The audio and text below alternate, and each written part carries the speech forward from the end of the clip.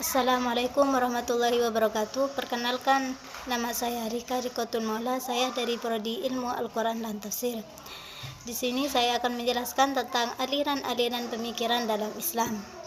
Dalam Islam, aliran itu ada dua. Yang pertama Sunni dan yang kedua Syiah.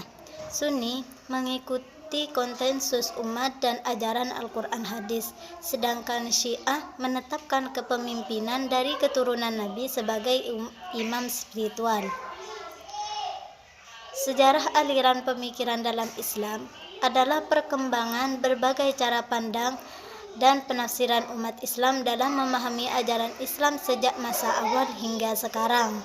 Dan faktor yang melatar belakangi aliran pemikiran dalam Islam itu salah satunya, yang pertama, setelah Nabi Muhammad SAW wafat, umat Islam tidak lagi bisa langsung bertanya kepada beliau, sehingga penafsiran Al-Quran dan hadis dilakukan oleh para tokoh dengan pemahaman yang berbeda-beda. Dan yang kedua, ajaran Islam sendiri memberi ruang penggunaan akal, ditambah kondisi sosial budaya Arab yang beragam dan mandiri, sehingga melahirkan berbagai pandangan dan aliran pemikiran. Dan yang ketiga, independensi intelektual. Ulama berpikir mandiri sehingga muncul perdebatan sehat dan saling menghargai. Yang keempat, dukungan politik. Kekuasaan bisa mempercepat atau menghambat penyebaran ide tergantung hubungan ulama penguasa.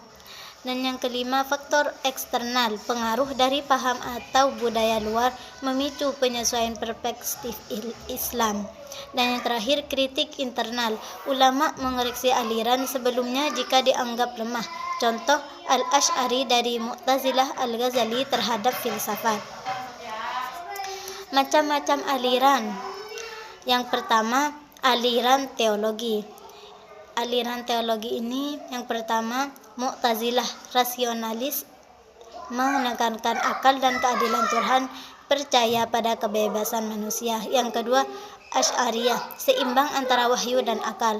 Wahyu utama, akal untuk memahami.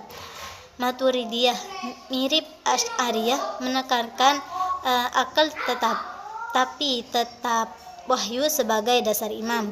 Dan yang keempat, Khawarij, ekstrim, menekankan ketaatan mutlak pada hukum Allah dan menolak kompromi. Dan yang kedua, aliran fikih. Yang pertama, Hanafi, fleksibel, banyak menggunakan kias analogi, populer di Asia Tengah, India, dan Turki. Dan kedua, Imam Maliki, mengutamakan amal penduduk Madinah sebagai rujukan, kuat tradisi lokal populer di Afrika Utara. Dan yang ketiga, Syafi'i, sistematis menekankan Al-Quran, hadis, ijma, dan kias populer di Asia Tenggara. Dan yang keempat, Imam Hambali, ketat mengutamakan hadis, sedikit menggunakan kias populer di Arab Saudi. Dan aliran tasawuf. Aliran tasawuf itu terdiri dari yang pertama, Qadariyah, menekankan tawakal, doa, dan zikir sederhana, salah satu terikat tertua. Yang kedua, Naqsyabandiyah, menekankan zikir hati, sir, kesederhanaan, dan disiplin spiritual. Dan yang ketiga, Kristiyah, fokus pada cinta, kesenian, dan pengabdian sosial. Dan yang keempat, Suhrawardiyah, mengutamakan pengajaran tasawuf secara sistematis dan disiplin terikat. Dan yang terakhir, Rifaiyah, menekankan latihan spiritual ekstrim dan pengorbanan diri. Kesimpulan dari bab ini adalah aliran pemikiran dalam Islam merupakan manifestasi dari dinamika intelektual umat Islam dalam menafsirkan ajaran agama setelah wafatnya Nabi Muhammad SAW. Keragaman ini muncul akibat berbagai faktor, termasuk perdebatan politik, perbedaan teologis dalam menafsirkan Al-Quran dan hadis, pengaruh filsafat asing, dan kebutuhan hukum yang berbeda di berbagai wilayah.